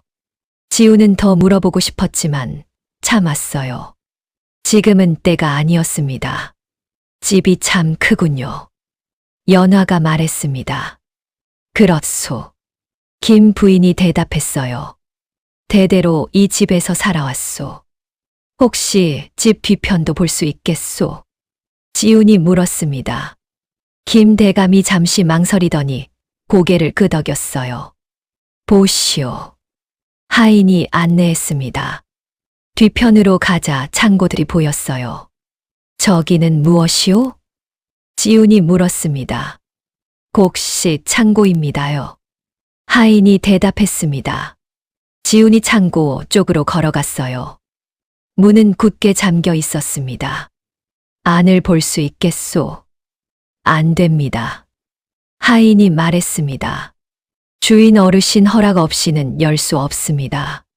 지훈은 창고를 둘러봤어요. 크고 튼튼해 보였습니다. 두 사람은 다시 사랑채로 돌아왔어요. 감사하오. 이만 가보겠소. 지훈이 말했습니다. 또 필요한 게 있으면 오시오. 김 대감이 말했습니다. 두 사람은 집을 나왔어요. 서방님, 어떻게 생각하세요? 연화가 물었습니다. 수상하오. 지훈이 대답했어요. 집도 크고 창고도 많고 뭔가 숨기고 있는 것 같소. 하지만 증거가 없잖아요. 그렇소. 지훈이 고개를 끄덕였어요. 그래서 더 살펴봐야 하오. 밤이 되었습니다. 지훈과 연화는 방에서 이야기를 나눴어요. 서방님, 가면을 씌웠다는 게 무슨 뜻일까요? 연화가 물었습니다. 모르겠소. 지훈이 대답했어요. 하지만 분명 이유가 있을 거요. 누군가를 닮게 만들려고 했을 가능성이 크오. 누구를요? 그걸 알아내야 하오. 지훈이 말했습니다. 아마도 김씨 부부와 관련이 있을 거요. 두 사람은 생각에 잠겼습니다. 가면을 씌워 얼굴을 똑같게 만든 이유, 그리고 그 얼굴이 누구를 닮은 것인지 아직은 알 수 없었어요. 하지만 분명 김씨 부부가 열쇠를 쥐고 있었습니다. 내일은 더 깊이 조사해야겠어요. 지훈은 그렇게 다짐했습니다. 다음 날부터 지훈과 연화는 김씨 부부의 집을 살피기 시작했습니다. 멀리서 지켜봤어요. 담장 너머로 나무 뒤에서 눈에 띄지 않게 관찰했지요. 며칠 동안 아무 일도 일어나지 않았습니다. 하인들이 드나들고 장을 보러 가고 평범한 일상이 이어졌어요. 하지만 지훈은 포기하지 않았습니다. 뭔가 있을 거요. 지훈이 말했어요. 조금만 더 기다려 봅시다. 나흘째 되는 날이었습니다. 저녁 무렵 큰 수레가 집 앞에 멈췄어요. 저걸 보시오. 지훈이 연화에게 속삭였습니다. 수레에는 곡식 자루들이 가득 실려 있었어요. 하인들이 자루를 내려 창고로 옮겼습니다. 곡식이 많군요. 연화가 말했습니다. 너무 많소. 지훈이 고개를 끄덕였어요. 두 사람이 사는 집에 저렇게 많은 곡식이 필요할 리 없소. 수레는 곡식을 다 내리고 떠났습니다. 다음 날도 수레가 왔어요. 이번에는 채소와 고기가 가득했습니다. 이상하오. 지훈이 말했습니다. 식구가 둘뿐인데 저렇게 많은 식자재를 들이다니. 누군가 더 있는 걸까요? 연화가 물었습니다. 그럴 가능성이 크오. 지훈이 대답했어요. 아마도 창고 안에. 밤이 되었습니다. 지훈과 연화는 계속 지켜봤어요. 한밤중이 되자 집안에 불이 꺼졌습니다. 하지만 창고 쪽에서는 희미한 불빛이 새어나왔어요. 저기 보시오. 연화가 가리켰습니다. 창고 문틈으로 빛이 새어나오고 있었어요. 누군가 있소. 지훈이 말했습니다. 두 사람은 조심스럽게 담장 가까이 다가갔어요. 창고에서 소리가 들렸습니다. 사람들의 목소리였어요. 하지만 무슨 말인지는 들리지 않았습니다. 한 시즌쯤 지났을까요? 창고 문이 열렸어요. 김 대감이 나왔습니다. 그리고 뒤따라 서너 명의 사내들이 나왔어요. 거친 차림의 사내들이었습니다. 왈패들이군요. 연화가 속삭였습니다. 그렇소. 지훈이 고개를 끄덕였어요. 아마 산에서 본 그 사내들일 거요. 김 대감이 사내들에게 무언가 건네주었어요. 은자 주머니 같았습니다. 사내들은 고개를 숙이고 떠났습니다. 김 대감은 다시 창고로 들어갔어요. 문을 굳게 잠갔습니다. 안에 뭔가 있소. 지훈이 말했습니다. 들어가 봐야겠소. 위험하지 않을까요? 연화가 걱정스럽게 물었습니다. 증거를 찾아야 하오. 지훈이 대답했어요. 이대로는 아무것도 할 수 없소. 다음 날 낮, 두 사람은 다시 김씨 부부의 집을 찾아갔습니다. 다시 오셨군요. 김 대감이 말했습니다. 더 물어볼 것이 있어서요. 지훈이 말했어요. 최근에 식자재를 많이 들이시는 것 같던데 무슨 일이 있으신가요? 김 대감의 표정이 잠깐 굳어졌어요. 아, 그거요. 김 대감이 웃었습니다. 겨울 준비를 하는 거요. 미리미리 준비해두는 게 좋지 않겠소. 두 분이 드시기에는 많아 보이던데요. 연화가 말했습니다. 하인들도 있고 손님도 오니까요. 김 부인이 대답했어요. 넉넉하게 준비하는 편이랍니다. 지훈은 더 물어보고 싶었지만 김씨 부부는 자연스럽게 다른 이야기로 화제를 돌렸어요. 어쩌면 이번 사건을 해결하실 수 있겠소? 김 대감이 물었습니다. 최선을 다하고 있소. 지훈이 대답했어요. 조만간 범인을 잡을 수 있을 것 같소. 김 대감의 눈빛이 잠깐 흔들렸어요. 하지만 곧 다시 평온해졌습니다. 그렇다니 다행이군요. 두 사람은 집을 나왔어요. 서방님, 저 사람들이 범인인 것 같아요. 연화가 말했습니다. 나도 그렇게 생각하오. 지훈이 고개를 끄덕였어요. 하지만 증거가 없소. 창고 안을 확인해야 하오. 언제요? 오늘 밤이요. 지훈이 말했습니다. 더 이상 기다릴 수 없소. 혹시 또 아이가 희생될지도 모르니까요. 밤이 되었습니다. 지훈과 연화는 검은 옷으로 갈아입었어요. 눈에 띄지 않게 하려고요. 조심하시오. 지훈이 말했습니다. 소리 내지 말고 빠르게 움직여야 하오. 두 사람은 김씨 부부의 집으로 향했습니다. 담장 너머를 살폈어요. 조용했습니다. 지훈이 담장을 넘었습니다. 연화도 뒤따랐어요.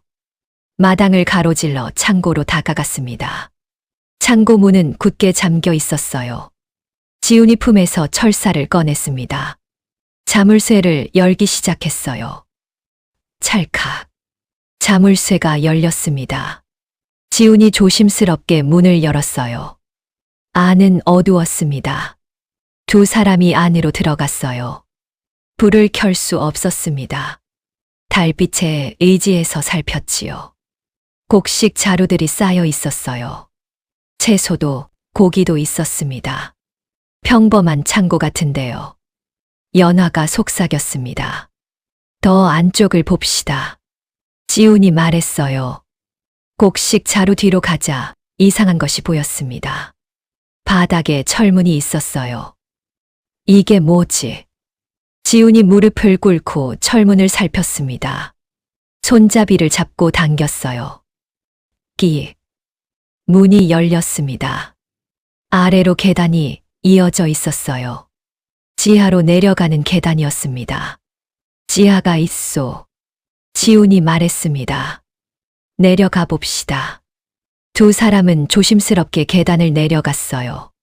한참을 내려가자 통로가 나왔습니다. 통로 끝에서 희미한 불빛이 보였어요. 저기 뭔가 있소. 연화가 속삭였습니다. 두 사람이 조심스럽게 다가갔습니다. 그런데 그때였습니다. 갑자기 뒤에서 소리가 들렸어요. 누구냐? 지훈이 뒤를 돌아봤습니다. 왈패들이었어요. 대여섯 명이 횃불을 들고 서 있었습니다. 잡아라. 왈패들이 달려들었습니다. 지훈이 연화의 손을 잡았어요. 뛰시오. 두 사람이 앞으로 달렸습니다. 하지만 앞에서도 사람들이 나타났어요. 사방이 포위됐습니다. 꼼짝마. 왈패 하나가 소리쳤습니다. 지훈이 주변을 살폈어요. 도망칠 곳이 없었습니다. 왈패들이 다가왔습니다.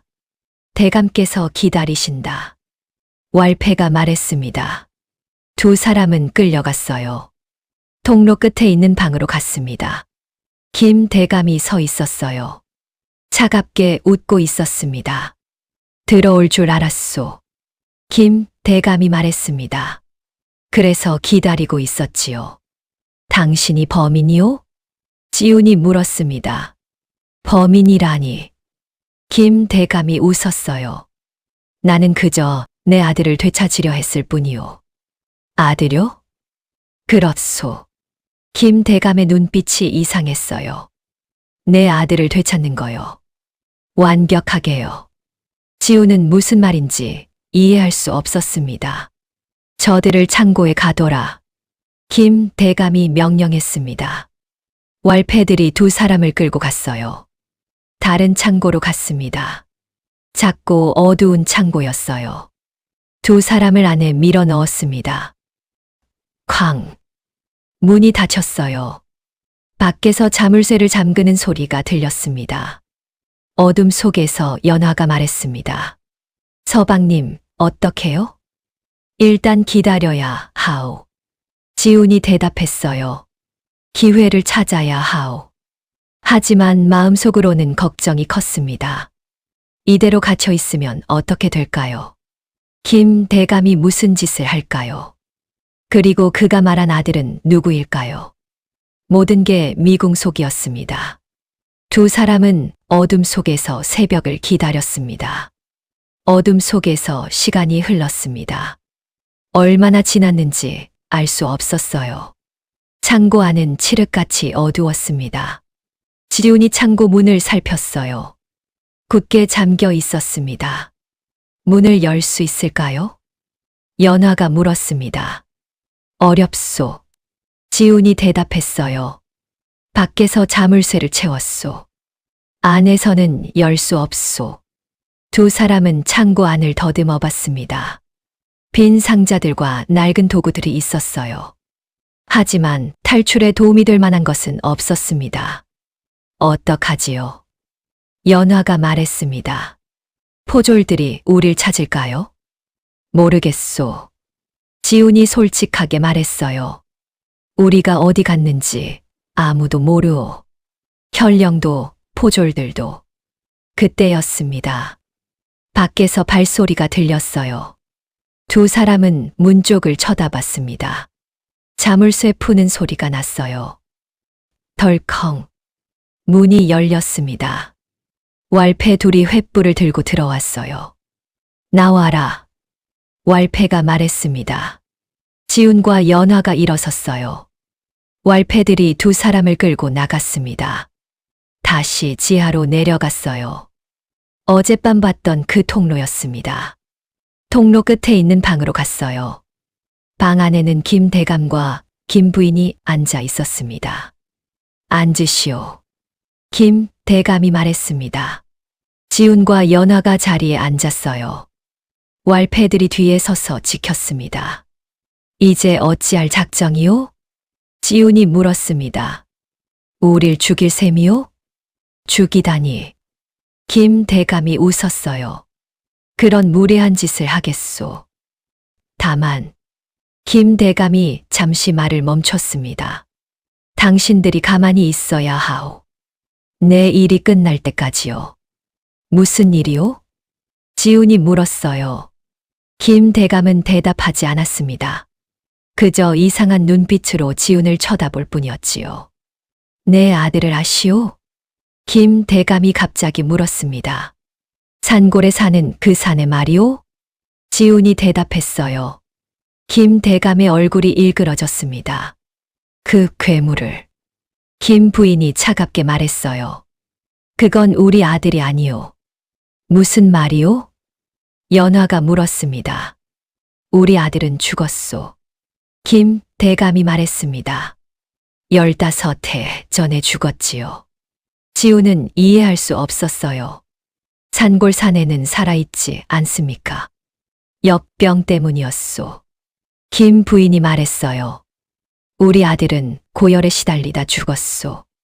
하지만 김 부인의 목소리가 떨렸습니다.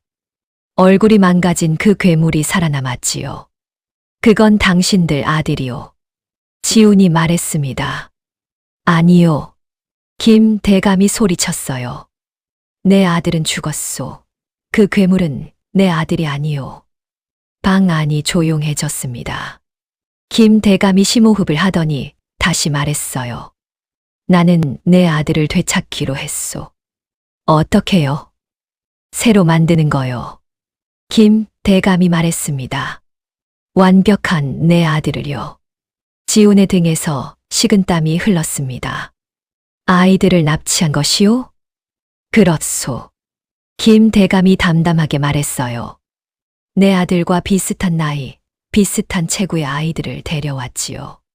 그리고 가면을 씌웠소. 연화가 물었습니다. 그렇소. 김 부인이 대답했어요. 우리 아들의 얼굴을 본떠 만든 가면을요. 그 아이들을 우리 아들처럼 만들려고 했지요. 왜 그런 짓을? 우리 아들을 되찾으려고. 김 대감이 외쳤습니다. 하지만 모두 실패했소. 아이들은 우리 아들이 되지 못했지요. 그래서 죽였소. 지훈이 물었습니다. 김 대감은 대답하지 않았어요. 하지만 침묵이 답이었습니다. 미쳤군요. 연화가 말했습니다. 당신들은 미쳤어요. 미쳤다고? 김 부인이 냉소했어요. 자식을 잃은 부모의 마음을 뭘 알겠소. 하지만 다른 아이들을 죽일 권리는 없소. 지훈이 말했습니다. 김 대감이 일어섰어요. 이제 그만 말을 끝내시지요. 김 대감이 왈패들에게 고개를 끄덕였습니다. 다시 가둬라. 그리고 김 대감이 잠시 망설이더니 말했어요. 내일 아침에 처리하겠다. 왈패들이 두 사람을 끌고 나갔습니다. 다시 창고로 돌아갔어요. 쾅. 문이 닫혔습니다. 어둠 속에서 연화가 말했습니다. 서방님, 내일 아침이라면. 알고 있소. 지훈이 대답했어요. 우리를 죽일 거요. 두 사람은 침묵했습니다. 시간이 흘렀어요. 지훈이 다시 창고 안을 살폈습니다. 뭔가 방법이 있을 거예요. 그때였습니다. 밖에서 소리가 들렸어요. 쿵. 무언가 부딪히는 소리였습니다. 그리고 비명소리가 들렸어요. 으악. 왈패의 목소리였습니다. 뭔가 싸우는 소리가 났어요. 지훈과 연화는 문 쪽을 쳐다봤습니다. 잠시 후 자물쇠 푸는 소리가 났어요. 덜컹. 문이 열렸습니다. 횃불 빛이 들어왔어요. 그리고 한 사람이 들어왔습니다. 얼굴에 천을 두른 사내였어요. 산골 사내였습니다. 괜찮으시오? 사내가 물었습니다. 어떻게? 지훈이 놀라서 물었어요. 뒤따라왔소. 사내가 말했습니다. 어젯밤부터 이 집을 지켜보고 있었소. 당신들이 잡혀가는 걸 봤지요. 왜 도와주는 거요? 연화가 물었습니다. 당신들은 나를 믿어줬소. 사내가 말했어요. 그리고 부모님이 무슨 짓을 했는지 알아야겠소. 사내가 두 사람을 이끌었습니다. 빨리 가시오. 왈패들이 깨어나기 전에요. 잠깐. 지훈이 말했습니다. 지하에 뭔가 있소. 확인하고 가야 하오. 위험하오. 사내가 말했습니다. 하지만 증거를 찾아야 하오. 지훈이 대답했어요. 아직 감금된 아이들이 있을지도 모르오. 사내가 잠시 망설이더니 고개를 끄덕였습니다. 그럼 제가 앞장서겠소. 세 사람은 지하로 내려갔어요. 통로를 따라 안쪽으로 갔습니다. 방을 지나 더 깊이 들어갔어요. 그리고 또 다른 문을 발견했습니다. 철문이었어요. 사내가 문을 열었습니다. 안에서 이상한 냄새가 났어요. 곰팡이와 습기 냄새였습니다. 안으로 들어가자 작은 방들이 보였어요. 감옥 같았습니다. 첫 번째 방을 들여다봤어요. 빈 방이었습니다. 두 번째 방도 비어 있었어요. 세 번째 방에 도착했을 때였습니다. 안에 아이들이 있었어요. 5-6명쯤 되어 보였습니다. 모두 같은 얼굴을 하고 있었어요. 가면을 쓰고 있었습니다. 아이들이. 연화가 입을 막았습니다. 아이들은 겁에 질려 있었어요. 지훈을 보고 뒤로 물러났습니다. 괜찮소. 지훈이 부드럽게 말했어요. 우리는 너희를 구하러 왔단다. 아이들 중 하나가 떨리는 목소리로 말했습니다. 정말이에요? 그렇단다. 연화가 말했습니다. 이제 안전하단다. 사내가 방 안으로 들어가 아이들의 가면을 벗겨주었어요. 가면 밑에는 서로 다른 얼굴들이 있었습니다. 모두 다르군요. 지훈이 말했습니다. 가면으로 똑같이 보이게 만든 거였소. 사내의 손이 떨렸어요. 아이들을 보며 무언가 생각하는 것 같았습니다. 빨리 나가야 하오. 지훈이 말했습니다. 아이들을 이끌고 밖으로 나왔어요. 하지만 계단 입구에 도착했을 때였습니다. 김 대감과 왈패들이 기다리고 있었어요. 어딜 가려고? 김 대감이 차갑게 말했습니다. 왈패들이 무기를 들고 다가왔습니다. 사내가 앞으로 나섰어요. 비키시오. 사내가 말했습니다. 김 대감이 사내를 보더니 얼굴이 일그러졌어요. 내가 오랜만이요, 아버지. 사내가 말했습니다. 긴장감이 흘렀습니다. 과연 탈출할 수 있을까요? 아직은 아무도 몰랐습니다. 오랜만이요, 아버지. 사내의 목소리가 통로에 울려 퍼졌습니다. 김 대감이 사내를 쳐다봤어요. 얼굴이 일그러졌습니다. 내가 감히 저들을 보내주시오. 사내가 말했습니다. 아이들도요. 김 대감이 웃었어요. 차가운 웃음이었습니다. 내가 명령하느냐? 부모에게. 부모라고요? 사내의 목소리가 떨렸어요. 저를 버린 사람들이 무슨 부모입니까? 김 부인이 끼어들었습니다. 우리는 괴물을 버린 게 아니요. 이미 죽은 아들을 산에 묻은 것뿐이요. 저는 살아 있습니다. 사내가 소리쳤어요. 15해 동안 산속에서 혼자 살아왔소. 그건 우리 아들이 아니요. 김 대감이 차갑게 말했습니다. 우리 아들은 예쁜 얼굴을 가졌었소. 하지만 너는. 김 대감이 말을 멈췄습니다. 사내가 천천히 얼굴을 가린 천을 풀었어요. 지훈과 연화는 숨을 죽였습니다. 사내의 얼굴이 드러났어요. 흉터가 가득했습니다. 역병이 남긴 자국이었지요. 하지만 얼굴 윤곽은 뚜렷했어요. 이게 제 얼굴입니다. 사내가 말했습니다. 당신들이 보기 싫어했던 얼굴이요. 김 대감이 고개를 돌렸어요. 차마 보지 못하겠다는 듯이요. 역겹구나. 김 부인이 말했습니다. 사내의 주먹이 떨렸어요. 비키시오. 사내가 다시 말했습니다. 더 이상 죄 없는 아이들을 해치지 마시오. 안 돼. 김 대감이 고개를 저었어요. 아직 끝나지 않았소. 나는 반드시 내 아들을 되찾을 거요. 김 대감이 왈패들에게 신호를 보냈습니다. 왈패들이 무기를 들고 다가왔어요. 사내가 앞으로 나섰습니다. 왈패 하나가 칼을 휘둘렀어요. 사내가 몸을 날렸습니다. 스승에게 배운 무술이었어요. 왈패의 팔을 잡고 던졌습니다. 쿵. 왈패가 바닥에 쓰러졌어요. 다른 왈패들이 달려들었습니다. 사내는 빠르게 움직였어요. 한 명 한 명 제압했습니다. 지훈도 가만히 있지 않았어요. 아이들을 뒤로 보내고 왈패 하나를 붙잡았습니다. 연화도 도왔어요.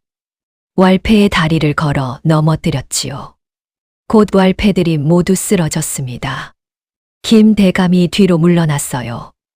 이럴 수가. 사내가 김 대감 앞에 섰습니다. 끝났소. 사내가 말했습니다. 더 이상 아이들을 해치지 못할 거요. 김 대감이 고개를 숙였어요. 무너진 것 같았습니다. 김 부인이 바닥에 주저앉았습니다.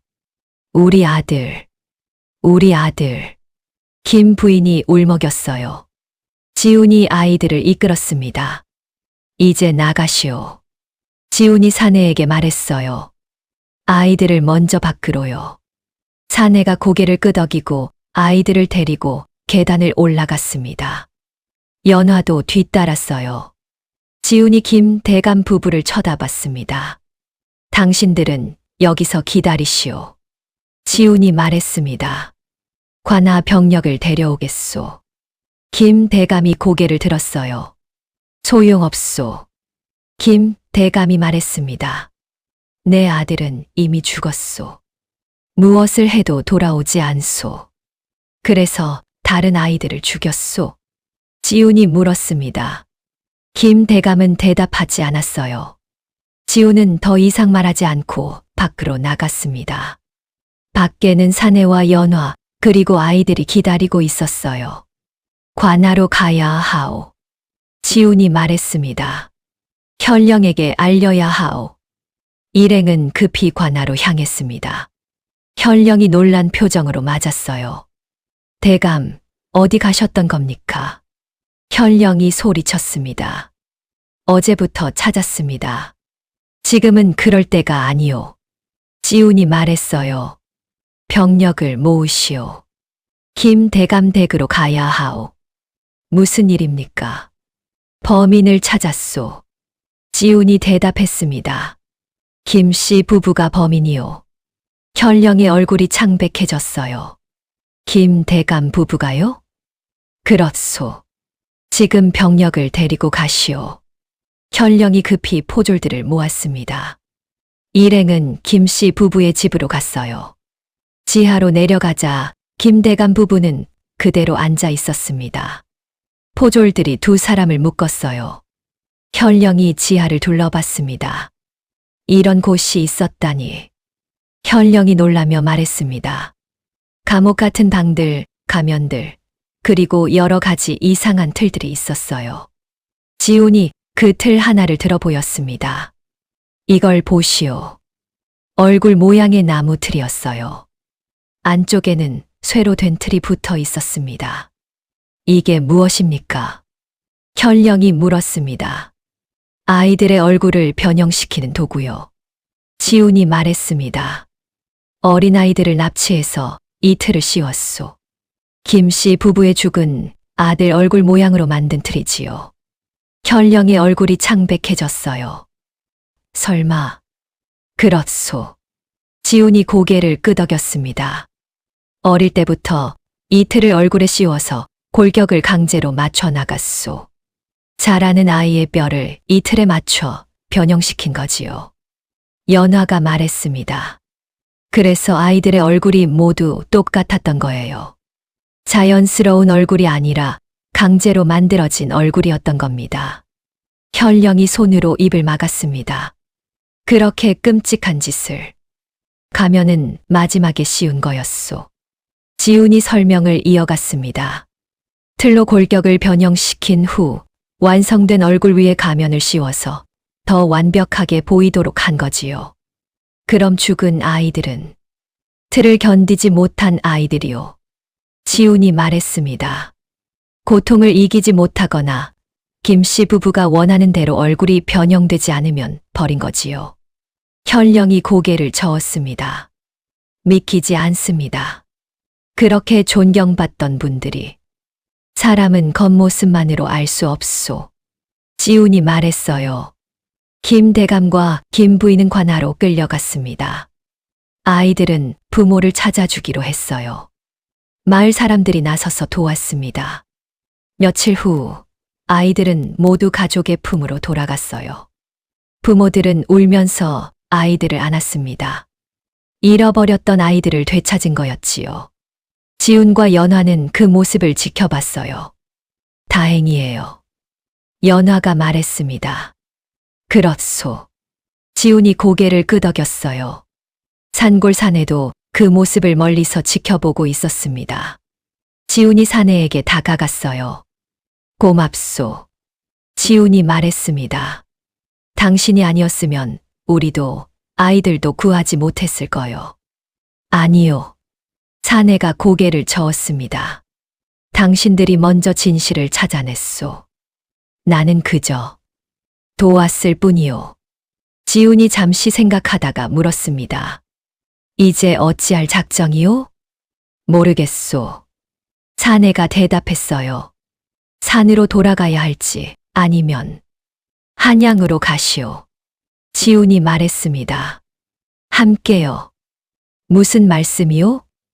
임금께 보고해야 하오. 이번 사건을요. 지훈이 말했어요. 당신의 무술 실력도 뛰어나오. 조정에서 쓸 곳이 있을 거요. 사내가 망설였습니다. 제 얼굴이 중요한 게 아니요. 지훈이 말했어요. 당신의 마음과 능력이 중요한 거요. 연화도 다가왔습니다. 함께 가요. 새로운 삶을 시작하는 거예요. 사내가 한참을 생각하더니 고개를 끄덕였습니다. 고맙소. 사내가 말했습니다. 함께 가겠소. 김씨 부부는 한양으로 압송됐습니다. 죄목은 명백했어요. 아이 납치, 살해, 그리고 증거 은폐까지요. 지훈은 현령에게 자세한 보고서를 남겼습니다. 수고 많으셨습니다. 현령이 말했어요. 덕분에 마을이 평화를 되찾았습니다. 당연한 일을 했을 뿐이요. 지훈이 대답했습니다. 며칠 후 지훈과 연화 그리고 사내는 한양으로 떠났습니다. 마을 사람들이 배웅을 나왔어요. 안녕히 가십시오. 고맙습니다. 사람들이 손을 흔들었습니다. 산골 사내를 보는 눈빛이 달라져 있었어요. 이제는 두려움이 아닌 감사의 눈빛이었습니다. 사내도 그들에게 고개를 숙였어요. 말에 올라 한양으로 향했습니다. 길을 가며 지훈이 생각했어요. 김씨 부부는 아들을 잃은 슬픔을 이기지 못했습니다. 그래서 끔찍한 죄를 저질렀지요. 하지만 진짜 아들은 바로 곁에 있었어요. 산속에서 혼자 살아온 그 사내였습니다. 부모는 그걸 보지 못했어요. 겉모습만 보고 아들을 버렸습니다. 서방님, 연화가 말했습니다. 무슨 생각하세요? 사람은 겉모습이 아니라는 생각을 하고 있소. 지훈이 대답했어요. 마음이 중요하지요. 연화가 뒤를 돌아봤습니다. 사내가 말을 타고 따라오고 있었어요. 저 사람, 좋은 사람이에요. 연화가 말했습니다. 그렇소. 지훈이 고개를 끄덕였어요. 앞으로 좋은 길을 걸을 거요. 한양이 가까워졌습니다. 한양에 도착한 건 보름 후였습니다. 김씨 부부는 형조로 넘겨졌어요. 죄가 명백했기에 곧바로 신문이 시작됐습니다. 지훈과 연화는 궁으로 들어갔어요. 임금께 보고해야 했습니다. 들어오게. 임금이 말했습니다. 지훈이 고개를 숙였어요. 사건을 해결하고 돌아왔습니다. 수고했네. 임금이 말했습니다. 자세히 말해보게. 지훈이 사건의 전말을 설명했어요. 동일한 얼굴의 시신들, 산골의 사내, 그리고 김씨 부부의 끔찍한 범행까지요. 아이들을 납치해서 얼굴틀로 골격을 변형시켰다고? 임금이 놀라며 물었습니다. 그렇습니다. 지훈이 대답했어요.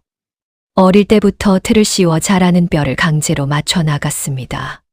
죽은 아들의 얼굴로 만들기 위해서였지요. 임금이 한숨을 쉬었습니다. 자식을 잃은 슬픔이 그들을 미치게 만들었구나. 하지만 그것이 죄 없는 아이들을 해칠 이유는 되지 못합니다. 지훈이 말했습니다. 그렇지. 임금이 고개를 끄덕였어요. 형을 내려야겠네. 엄하게. 임금이 잠시 생각하더니 물었습니다. 산골의 사내는 어찌 되었나? 함께 데려왔습니다. 지훈이 대답했어요. 무술 실력이 뛰어나고 마음도 곧습니다. 조정에서 쓸만한 인재라고 생각합니다. 그 사내가 김씨 부부의 진짜 아들이라고 했지. 그렇습니다. 불러오게. 임금이 말했습니다. 지훈이 밖으로 나가 사내를 데려왔어요.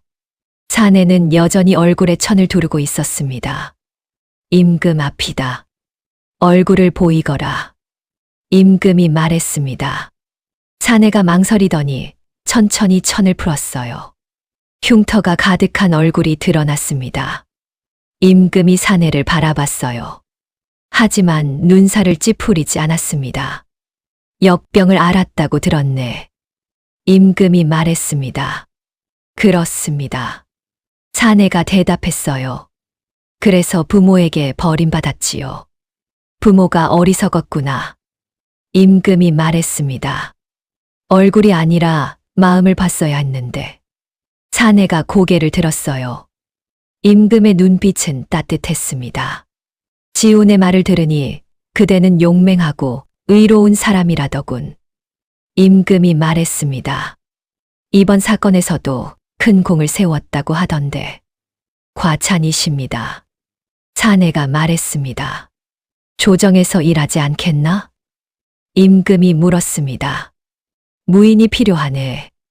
그대 같은 사람이. 사내가 놀란 표정을 지었어요. 제가 말씀이십니까? 그렇네. 임금이 고개를 끄덕였습니다. 지훈의 호위 무사로 들어오게. 앞으로도 함께 사건을 해결하게 될 것이네. 사내가 잠시 망설이더니 무릎을 꿇었습니다.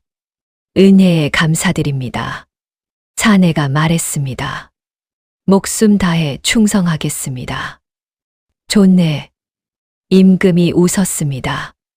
이제 이름이 필요하겠구나. 본명이 무엇인가? 사내가 대답했습니다. 김무영이라고 합니다. 무영. 임금이 되뇌었어요. 그림자 없다는 뜻이로군. 좋은 이름이야. 임금이 옆에 있던 내관에게 손짓했습니다. 내관이 상자를 하나 가져왔어요. 임금이 상자를 열었습니다. 안에는 가면이 들어 있었어요. 정교하게 만들어진 백색 가면이었습니다. 이 가면을 하사하겠네. 임금이 말했습니다. 무영이 놀란 표정을 지었어요. 전하, 그대가 당당히 얼굴을 들고 다닐 수 있을 만큼 그림자가 지워진다면 그때 이 가면을 벗도록 하게. 임금이 말했습니다. 그날까지 이것으로 그대를 지켜주겠네. 무영이 가면을 받았습니다. 손이 떨렸어요. 성은이 만극하옵니다. 무영이 말했습니다. 꼭 그날을 만들겠습니다. 임금이 지훈을 쳐다봤습니다. 지훈, 그대도 수고했네. 제 본분을 다했을 뿐입니다. 지훈이 대답했어요. 이번에도 부인이 도왔다고 들었네. 임금이 말했습니다. 연화, 앞으로 나오게. 연화가 앞으로 나왔어요. 부부가 함께 힘을 합쳐 사건을 해결하는 모습이 보기 좋구나. 임금이 말했습니다. 앞으로도 그렇게 하게. 명심하겠습니다. 두 사람이 대답했습니다. 며칠 후 김씨 부부의 판결이 내려졌어요. 사형이었습니다. 아이들을 납치하고 고문하고 죽인 죄. 용서받을 수 없는 죄였지요. 지훈은 형장에 가지 않았어요. 무영도 마찬가지였습니다. 가지 않겠소. 지훈이 물었습니다. 부모님이지 않소. 무영이 고개를 저었어요. 이미 오래전에 끝난 인연이요. 미련은 없소. 없소. 무영이 대답했습니다. 저를 버린 순간 부모가 아니게 됐소. 이제는 새로운 삶을 살겠소. 지훈이 고개를 끄덕였어요. 좋은 생각이요. 며칠이 더 지났습니다. 무영은 지훈의 호위 무사로 정식으로 임명됐어요. 관복도 받았습니다. 잘 어울리는군요. 연화가 말했습니다. 무영이 관복을 입고 서 있었어요. 당당해 보였습니다. 낯설군요. 무영이 말했습니다. 이런 옷을 입어본 게 처음이요. 익숙해질 거요. 지훈이 말했어요. 이제 우리 셋이 함께 일하게 됐소. 잘 부탁하오. 무영이 말했습니다. 저녁이 되어 지훈과 연화는 집으로 돌아왔어요. 무영도 함께였습니다. 지훈의 집 별채에 머물기로 했거든요. 오늘은 쉬시오. 지훈이 말했습니다. 내일부터 일을 시작하면 돼요. 고맙소. 무영이 대답했습니다. 지훈과 연화는 방으로 들어갔어요. 서방님, 연화가 말했습니다. 이번 사건도 잘 해결했어요. 부인 덕분이요. 지훈이 말했어요. 혼자였으면 못 풀었을 거요. 저도 서방님 덕분이에요. 연화가 웃었습니다. 우리 잘 맞는 것 같아요. 그렇소. 지훈이 고개를 끄덕였어요. 창밖을 보니 달이 떠 있었습니다. 한양에서 있었던 일처럼 이번에도 해냈소. 지훈이 말했습니다. 맞아요. 연화가 대답했어요. 앞으로도 그럴 거예요. 두 사람은 그렇게 밤을 보냈습니다. 며칠이 지났어요. 어느 날 아침 지훈이 무영을 불렀습니다. 오늘부터 함께 일하네. 무엇을 하면 되겠습니까? 무영이 물었습니다. 우선 한양의 지리를 익혀야 하네. 지훈이 말했어요. 그리고 조정의 일도 배워야 하고 열심히 배우겠습니다. 무영이 대답했습니다. 세 사람은 함께 거리로 나갔어요. 한양은 북적였습니다. 사람들이 오가고 상인들이 물건을 팔고 활기가 넘쳤지요. 무영이 가면을 쓰고 주변을 둘러봤어요. 산과는 다르군요. 무영이 말했습니다. 익숙해질 걸세. 지훈이 말했어요. 시간이 지나면 한양이 편해질 거야. 그러길 바랍니다. 무영이 대답했습니다. 걸어가다가 한 아이가 무영의 가면을 보고 신기해했어요. 어머, 저 가면 예쁘다.